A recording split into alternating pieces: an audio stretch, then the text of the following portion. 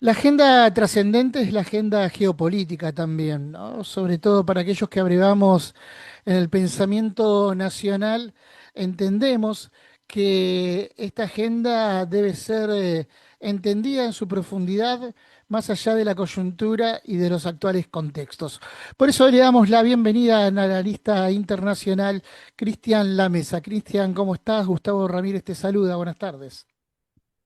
Encantado, Gustavo, como siempre, estar charlando con vos. Un gusto, Cristian.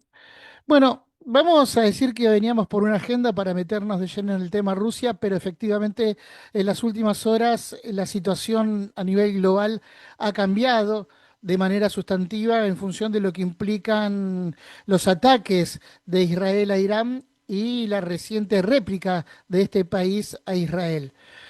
En las últimas horas, teniendo en cuenta que vos sos especialista en Rusia, el gobierno ruso se manifestó también en función de lo que implican estos ataques, rechazando el mismo y haciendo un llamado a la cordura.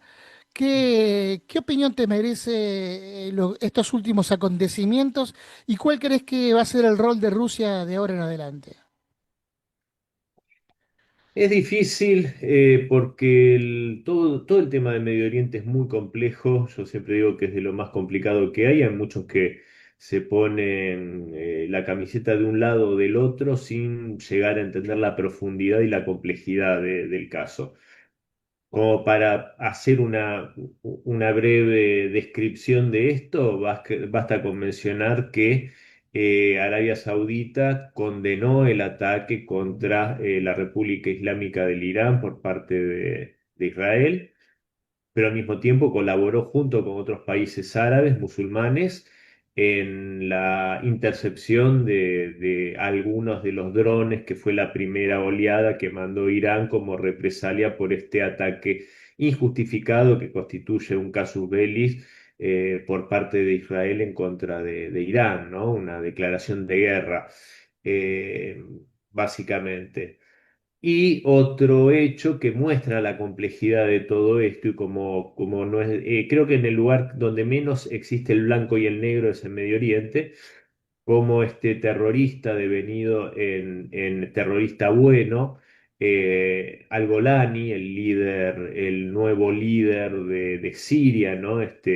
Del Hayat Tahrir al-Sham, este grupo terrorista que viene de Al-Qaeda dijo que hace pocas horas, respecto al ataque de Israel contra Irán, dijo que frente a Irán, a Siria, su gobierno, a este grupo, lo encuentra en la misma trinchera junto a Israel. O Ujú. sea, este grupo está junto a Israel frente a Irán porque Irán es su enemigo. Entonces podemos entender cómo dentro de los grupos islámicos, entre esta disputa enconada de siglos atrás, de la época justamente de la muerte del profeta Mahoma, cómo este encono puede incluso ponerse por encima de otras cuestiones, como podría ser entre comillas, defensa del pueblo palestino, etcétera. Y esto tampoco debería sorprender porque ahí es cuando yo pienso que Irán también adolece de cierta ingenuidad muchas veces, ¿no? Porque esto de querer embanderarse en ser el líder de las causas de la defensa del Islam y de la defensa del pueblo palestino, cuando dentro del, entre comillas, pueblo palestino hay muchísimos que odian más a Irán que a Israel, ¿no? Ajá. Cómo el grupo Hamas felicitó y se alegró del triunfo de el HTS en Siria, igual que Netanyahu, la caída de un gobierno que era un aliado estratégico de Irán. Entonces, esto es un entramado más que complejo y, y yo creo que Rusia, que tenía una intención, tal vez la sigue teniendo, incluso, si mal no recuerdo, el presidente Donald Trump le había pedido a Vladimir Putin que fuera una especie de interlocutor, de mediador con Irán para llegar a ese acuerdo en el tema nuclear, que yo creo también sería para hablar un rato el protagonismo que juega Donald Trump en esto. Y creo que Putin sí, por supuesto, había accedido y podría haber tenido una participación muy virtuosa, ya que También Irán es un aliado de Rusia y Rusia le interesa que haya estabilidad en el Medio Oriente. Esto también, agreguemos, que tampoco beneficia a la agenda de los Estados Unidos, la agenda de Trump, puertas para adentro de los Estados Unidos, porque un salto en el precio del petróleo, una disparada de la inflación no es justamente lo que más desea Donald Trump para la política interna doméstica de los Ujú. Estados Unidos. Entonces, el panorama en general, espero no haberme ido muy por las ramas, pero es muy complejo y yo no creo que, por lo menos, si no baja un poco la espuma, no sé hasta qué punto puede llegar a colaborar Rusia en en que baje un poco esta escalada que realmente es muy preocupante. No porque vaya a desatarse en un conflicto mundial, pero sí puede ser un conflicto regional muy grave y con características muy peligrosas. Cristian, hablabas de Donald Trump. Hasta el momento, más allá de análisis que tienden a ser unidireccionales, da la impresión de que Trump, en función de lo que decía respecto a la cuestión interna, se maneja en términos geopolíticos de manera ambivalente, ¿no? Porque precisamente en esta situación, por ejemplo, con Irán, también le había dado un ultimátum a Irán de 60 días para establecer principios de esta negociación de armamento nuclear o de armamento antinuclear. En el medio hay que decir que Irán pudo hacerse con documentos que dan cuenta del armamento atómico o nuclear que pueda llegar a tener Israel, algo que de alguna manera estuvo encubierto también por Estados Unidos. Entonces, da la impresión de que ahí, tanto también como en la cuestión de Ucrania, empieza a haber un juego ambivalente de Donald Trump que, que no termina de definir, pero que le sirve también de alguna manera para condicionar a Europa y para seguir teniendo una posición, digamos, de privilegio en no digo que en el dominio del ajedrez político o geopolítico, sino para posicionarse desde una relación de fuerza, ¿no? Yo tengo una lectura un poco distinta y yo creo que lo que le ocurre a Donald Trump en este escenario geopolítico muy complejo, que no es solo complejo porque la realidad del día de hoy es así, porque están el conflicto generado por la OTAN contra Rusia en Ucrania, siempre, bueno, latente la cuestión de Taiwán, aunque no es algo que esté prioritariamente, por lo menos a simple vista en la agenda de Donald Trump, el Ujú. tema de Medio Oriente, bueno, y yo creo que en algún sentido esto se ha potenciado porque justamente hay muchos intereses a nivel geopolítico dentro de lo que es el sector del globalismo mundial, que no solo tienen la intención de derrotar a Rusia, de socavar a China, de imponer una agenda globalista, financiera, ir mutando los estados-nación en otra cosa que sea dominado por las corporaciones.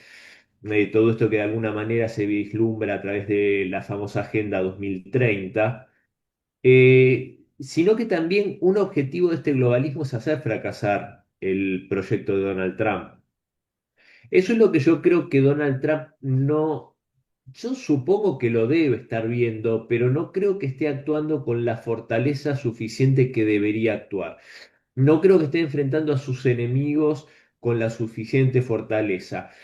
¿Y por qué lo digo? Porque personajes de historieta que no revisten ninguna seriedad porque son meros gerenciadores de los poderes reales frente a sus pseudogobiernos, como puede ser el hombre golpeado Emmanuel Macron, o el nuevo canciller con veleidades de Führer de Alemania, ¿no? Merz.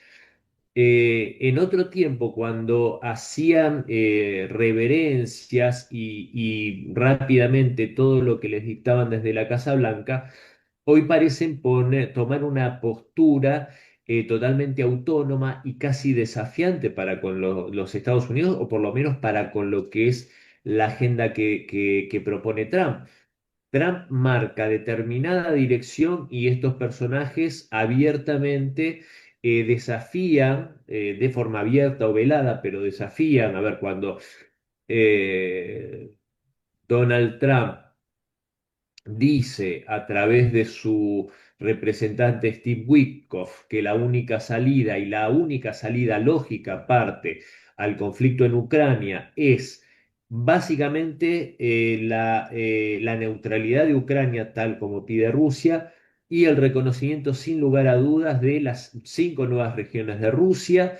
Y el levantamiento de las sanciones. Esto lo dice Steve Witkoff, no lo dice Sergei Lavrov.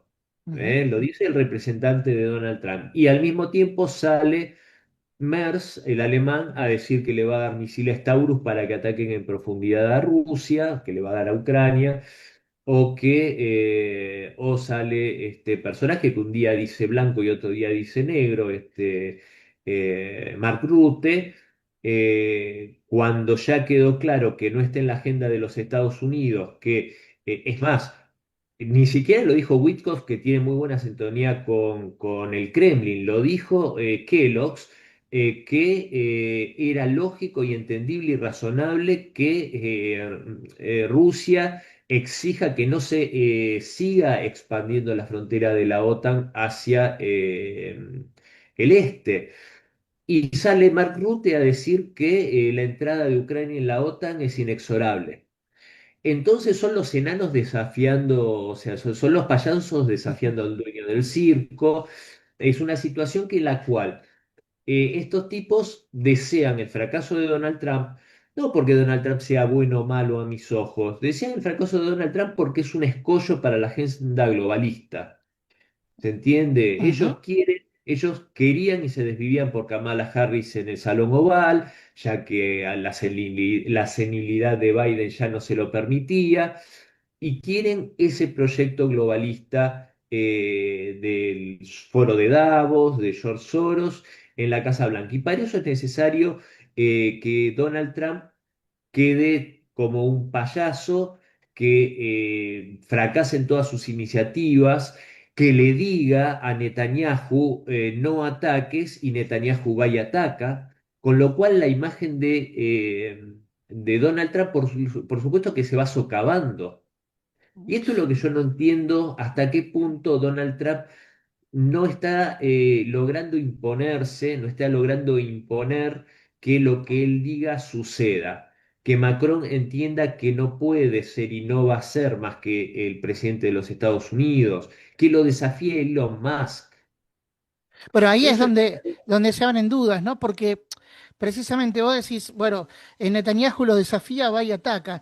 Y teniendo en cuenta cómo es el juego general e histórico, se puede inferir que Israel no atacó solo, o por lo menos sin avisar antes a Estados Unidos de lo que iba a hacer, teniendo en cuenta precisamente esto, ¿no? Que a Estados Unidos no le conviene. Digamos, ahí es donde uno puede ver cierta ambivalencia de la posición de Trump. Obviamente unas son las cosas que se dicen hacia afuera y otras cosas el juego interno, cómo se puede desarrollar, teniendo en cuenta que Israel es un socio fundamental para Estados Unidos, sobre todo en Medio Oriente. sí, a ver, yo creo que, a ver, yo sinceramente no sé si no lo hicieron a espalda de Estados Unidos, a espalda de Trump por lo menos.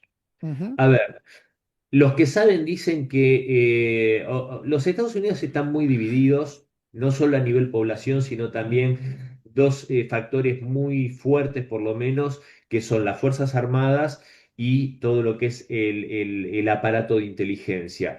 Quienes saben dicen que más o menos en un 50 y 50 están divididos, o sea, las lealtades a Trump y las deslealtades. Vos recordarás, Gustavo, cuando fue J. de Vance a Groenlandia, a la base ujú. estadounidense, la comandante, que no me acuerdo ahora el nombre, pero era la jefe de la base estadounidense en Groenlandia, salió a desautorizar y a hacer un comunicado oficial diciendo que era una barbaridad que los Estados Unidos pretendiese hacerse con la soberanía de Groenlandia, que esto le costó el puesto, fue echada rápidamente, pero ese grado de desafío antes hubiese sido impensable.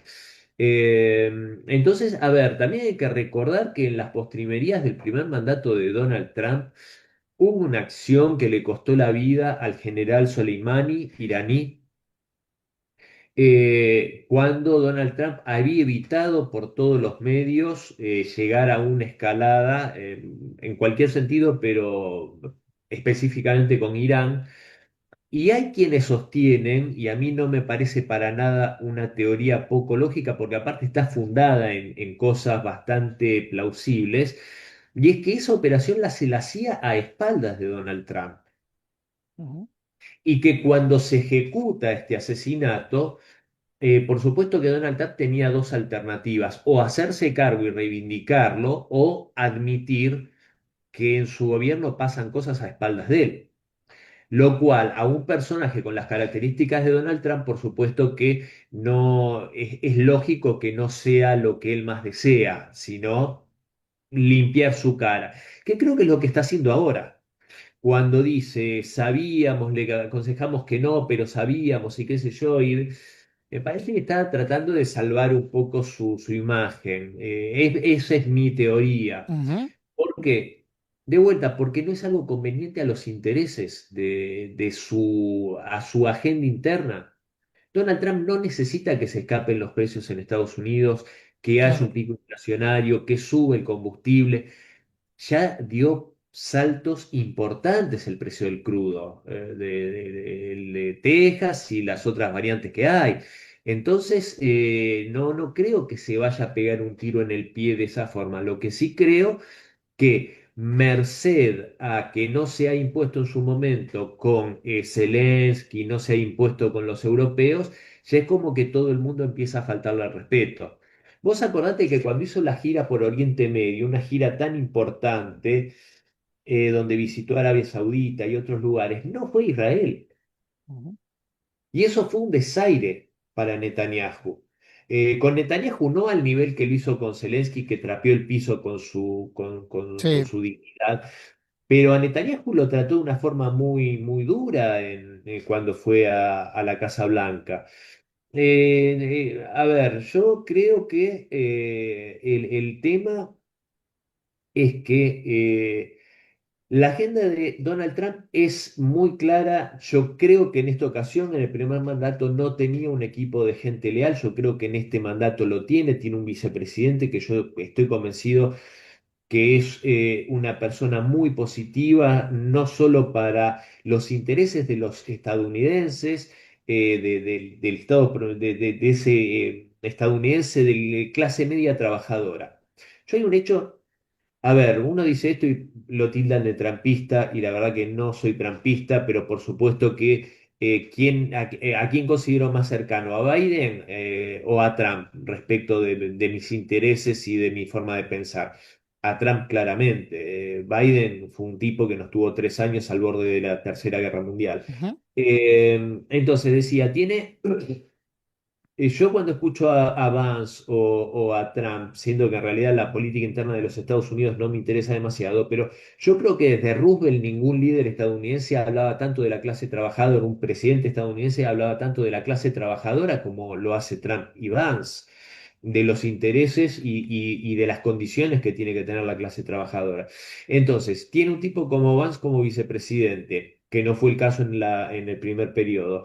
Tiene a Tulsi Gabbard como directora nacional de inteligencia, una persona que fue tildada de prorrusa por decir realmente y con todas las letras la verdad de la situación cuando fue el golpe de Estado contra Yanukovych en 2014 en Ucrania, y decir claramente cuál era la situación. Fue tildada de prorrusa y un montón de cosas.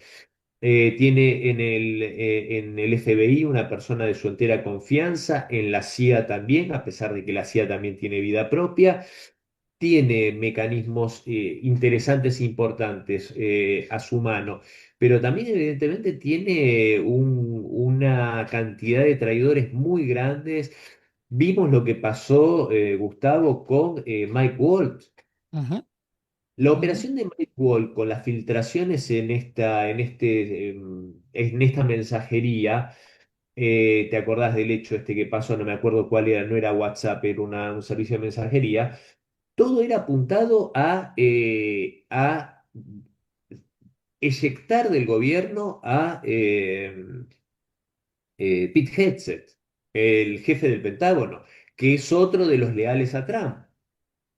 Bueno, acá Y nada, se reedita de cierta forma esa disputa que históricamente ha tenido Estados Unidos, ¿no? Siempre se ha dicho que está el gobierno central de Estados Unidos y después hay otros subgobiernos en los subsuelos propiamente de ese país, que son el Pentágono, la CIA, el Ejército por otro lado, ¿no? Y todas las agencias que se van derivando en torno a lo que tiene que ver con el complejo industrial militar también de Estados Unidos. Los intereses son muy grandes también que se juega allí adentro. Te saco un poco de Estados Unidos teniendo en cuenta que en el último tiempo estuviste yendo mucho a Rusia y dando cuenta también de que toda la información que puede llegar a estas latitudes llega absolutamente filtrada por la mirada occidental. Siendo que Rusia también es un país de Occidente. Sin embargo, hay una tergiversación allí de los datos históricos y por lo general se ve a Rusia como el malo de la película. ¿Cuál es la situación de Rusia? ¿Cómo está la población rusa con respecto a lo que implica Ucrania? ¿Y cuál es la mirada también en ese sentido de que tiene Rusia, por ejemplo, con América Latina y sobre todo con Argentina? a ver, vamos por partes y si me salteo algo después hacémelo notar. Primero vamos por lo último. A los argentinos nos quieren mucho. No sé por qué realmente, no sé si somos merecedores de semejante afecto, pero nos quieren mucho, nos respetan, saben mucho de nosotros. A todo. A ver, el ruso es un tipo que es un amante de la humanidad, Ujú, ¿no? O sea, no puede existir el racismo dentro del alma rusa, dentro del espíritu ruso. Eso hace que se sienta hermanado con todos los pueblos, con África, con Asia. Yo siempre digo, la mentalidad rusa no es europea, es asiática, y gracias a Dios que lo es, porque si no serían unos salvajes como los europeos. Y lo digo, tengo sangre europea y puedo decirlo, pero es de verdad, como lo dijo Sergei Lavrov hace un par de meses, todas las tragedias de la humanidad en los últimos 500 años fueron provocadas y protagonizadas por europeos. Eso no hay forma de soslayarlo. ujú, Entonces, realmente nos tiene mucho cariño, sabe mucho de nosotros, el pueblo en general es muy culto, tiene un conocimiento enciclopédico muy vasto. Ojalá nosotros supiéramos un poco más de ellos, del mismo modo que ellos saben mucho de nosotros.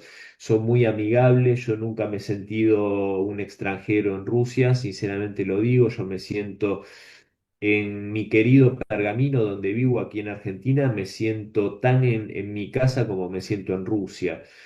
Eh, el pueblo ruso, ¿cómo está? El pueblo ruso está muy tranquilo, está muy bien, está con un patriotismo muy grande, como siempre, pero obviamente tal vez un poco más enfervorizado porque saben que una vez más en su historia milenaria enfrentan una situación en la cual su destino está en juego, están bajo una amenaza existencial, tienen